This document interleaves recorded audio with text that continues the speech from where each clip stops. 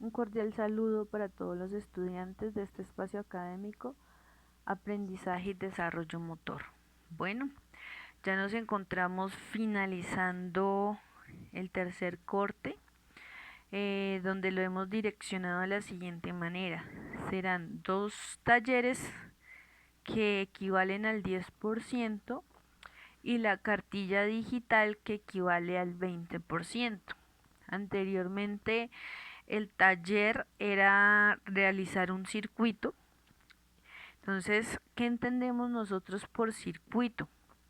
Es decir, son varias estaciones donde debemos realizar una serie de juegos, ejercicios, dinámicas sincronizadas. Es decir, cuando yo tengo un grupo, lo reparto, lo divido en un número igual y voy controlando el tiempo y ese grupo pues va pasando a cada estación. Cuando se trata de una sola persona, entonces lo voy llevando de estación en estación, de igual manera controlando el tiempo o el número de repeticiones. En este caso, como hablamos de desarrollo motor, la idea es que ese circuito tenga presente lo visto en clase, que ya tengamos las competencias de los futuros docentes, reconocer y desarrollar, estimular nuestra parte motora. Y es decir, que en un circuito puedo hacer cosas, estaciones donde me involucre la coordinación, donde involucre la parte cognitiva, donde involucre la parte hábil, donde involucre la parte de agilidad, donde involucre el gateo, el rastreo, el girar, el saltar. Bueno, lo importante de este espacio académico es resaltar lo básico, que no lo descuidemos, que en cada una de las etapas de la vida estemos estimulando este lindo proceso. Bueno, el tema de hoy es fortalecer un poco más la parte conceptual de estos términos que llevamos a la práctica como futuros docentes. Y hablábamos que el desarrollo motor es todo ese proceso secuencial para adquirir una serie de habilidades y para fortalecer nuestros movimientos básicos y volverlos en unos movimientos automáticos. En este proceso, sobre todo en nuestra clase de educación física, en nuestro campo de entrenamiento aparece una palabrita y es capacidades físicas, que a veces las tendemos pues a confundir con todo el tema que ya hemos visto. Las capacidades físicas se dividen en capacidades condicionales y en capacidades coordinativas. Las condicionales son todas esas capacidades que vamos desarrollando y que nuestro cuerpo se va acondicionando para obtener una determinada fuerza, para obtener una determinada rapidez, para obtener una determinada resistencia, flexibilidad, en fin. Y las capacidades coordinativas, lo hablábamos en la anterior clase, es todo lo que tiene que ver con el acoplamiento entre el ritmo, la mente y el cuerpo. Entonces, cómo me oriento, cómo obtengo equilibrio en movimiento o en base estática. Cuando hablamos de condición frente al desarrollo motor, vemos que la condición nos lleva a tener la diferencia entre esa evolución del ser humano en un desarrollo físico adecuado, en un desarrollo físico en su estado, ¿sí? Es decir, la palabra condición tiene que ver con la capacidad que el ser humano tiene para desarrollar algún movimiento o para tomar una decisión o para actuar ante determinada actividad. Entonces, la palabra condición también nos lleva a reflexionar. Estoy en condición de. Entonces, la condición de ser docente me invita a ver al que tengo al frente con las mismas condiciones y si no las tienen, me ayuda a potenciar cada una de las capacidades que tienen mis estudiantes. De igual manera, hay una palabrita que siempre va a estar en este proceso de desarrollo motor y es la motricidad. Cuando hablamos de motricidad, ¿a qué se hace referencia y cómo la vamos involucrando en este proceso? La primera clase hablábamos de desarrollo motor. El desarrollo motor se divide en locomotor, no locomotor y manipulativo. Y la motricidad es la que me acompaña, pues este desarrollo motor en capacidad de generar movimientos por sí mismo, cuando puedo sincronizar, coordinar toda la parte sensorial, toda la parte cognitiva ante un esfuerzo o ante una actividad o un movimiento.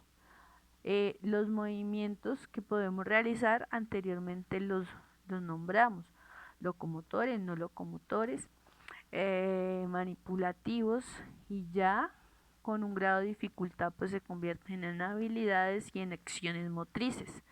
Y estas acciones motrices pues nos llevan a dominar a un mayor grado de dificultad pues estos movimientos.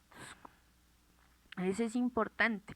Motricidad gruesa, movimiento, motricidad fina, todo lo que tiene que ver pues con el manejo de nuestra mano y nuestro pie ante alguna actividad que estamos colocando.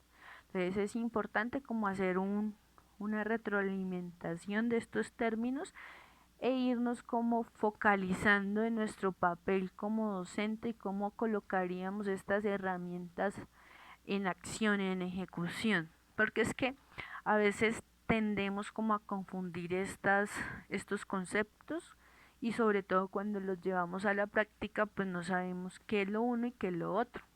Es tan importante en el desarrollo motor y en este aprendizaje que aprendamos a ejecutar y a implementar estas estrategias, como lo es pues la parte de una capacidad física, de una coordinación, de una habilidad motriz, de un patrón básico de movimiento, de un ejercicio motriz grueso, de un ejercicio motriz fino. Entonces es importantísimo diferenciar estos elementos. Bueno, cuando hablamos de coordinación motriz, ¿a qué se hace referencia? Y es a mirar todo ese conjunto de capacidades que nos invitan a organizar un movimiento o un acto motor en función de un objetivo, es decir, armar una torre, correr, saltar, gatear, girar, rodar. Entonces, es simplemente coordinar nuestro cuerpo frente a esa información o frente a ese estímulo que se le está realizando al sujeto. Acá vemos un cuadrito muy importante y es ver cómo va evolucionando nuestro desarrollo motriz. Y nuestro desarrollo motriz, lo hablábamos en la clase anterior, se divide en unos movimientos reflejos, que son los primeros movimientos o los primeros estímulos que se realizan en nuestras primeras etapas. Luego vienen las habilidades que empiezan con movimientos finos, con movimientos gruesos, como son los movimientos más básicos que podemos desarrollar, como es el sentarse, el gatear, el rodar y los demás pues patrones de movimiento. Luego aparece ya las capacidades motrices, que es todo lo que tiene que ver con la educación de los sentidos, con la coordinación, ¿cierto? Todas las combinaciones de estos movimientos, y luego aparece pues las capacidades físicas básicas, que es cómo a través de un circuito motor puedo estimular la fuerza, puedo estimular el rango de resistencia del sujeto, puedo estimular la rapidez, la velocidad, o puedo estimular la flexibilidad. Entonces la invitación es mirar este cuadrito y hacerlo un poco más real a nuestra situación docente. ¿Cómo vamos nosotros estimulando de acuerdo a la edad, a las características de esa edad y a las características del desarrollo humano? Es decir, frente a una condición de discapacidad, frente a una etapa adulta mayor o frente a alguna patología que podamos estimular, como estrategia pues implementar la motricidad y todas nuestras clasificaciones que estamos viendo pues en este espacio académico. Bueno, ya cuando hablamos de todo este desarrollo motriz, el docente debe reconocer una serie de etapas de desarrollo. Entonces, varios autores lo clasifican por las dimensiones que estamos trabajando en la cartilla.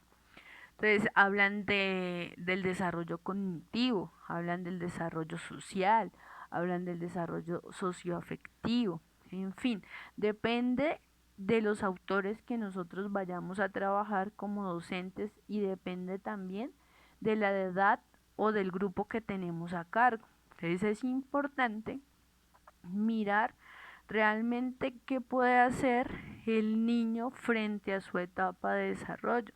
Si se encuentra en una etapa de desarrollo de 2 a 3 años, cómo está su desarrollo físico, qué puede hacer, que puede caminar de esa manera, que puede combinar estos movimientos, que puede tomar ya una serie de acciones, ¿sí?